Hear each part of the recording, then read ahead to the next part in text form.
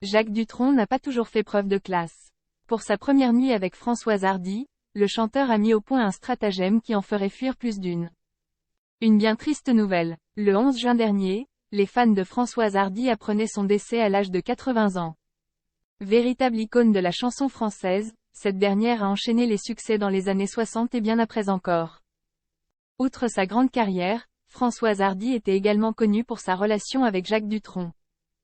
En couple de 1967 à 1988 avec un mariage en 1981, les deux chanteurs ont véritablement voué une passion l'un pour l'autre. Dans Vivement Dimanche, Françoise Hardy s'était d'ailleurs remémoré l'instant où elle avait craqué pour celui que sa mère détestait. Il m'a séduit quand il a enlevé ses lunettes. Parenthèse ouvrante, parenthèse fermante. Un regard auquel il est difficile d'être insensible. Françoise Hardy, tout se termina sur l'oreiller. Une idylle passionnée qui n'avait pas forcément démarré de la meilleure des façons. Dans son livre Le désespoir des singes et autres bagatelles publié en 2008 aux éditions Robert Laffont, Françoise Hardy était revenue sur sa rencontre avec celui qui deviendra son mari. L'interprète de Tous les garçons et les filles a ainsi révélé avoir conclu avec Jacques Dutronc en Corse lors d'un séjour entre amis. Lui qui s'exprime si peu me parla pendant des heures et tout se termina sur l'oreiller, mais mon niveau d'ébriété était tel qu'à mon grand regret je ne me souviens de rien, écrit-elle. Un plan peu galant mis en place par le chanteur.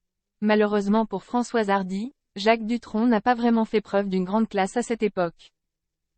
Le chanteur avait ainsi mis au point un stratagème peu galant pour faire savoir à ses amis qu'il était passé à l'action avec la chanteuse. Il avait prévu d'agiter un foulard rouge par l'une des fenêtres de la maison pour signifier à ses complices le succès de l'opération, décrit Françoise Hardy dans son livre. À la place, il avait arboré une chemise de la même couleur. Un plan que celle qui possédait une magnifique maison en Corse n'a appris que bien plus tard. Françoise Hardy ne veut pas à Jacques Dutronc. Forcément, en apprenant cela, Françoise Hardy ne l'a pas bien pris.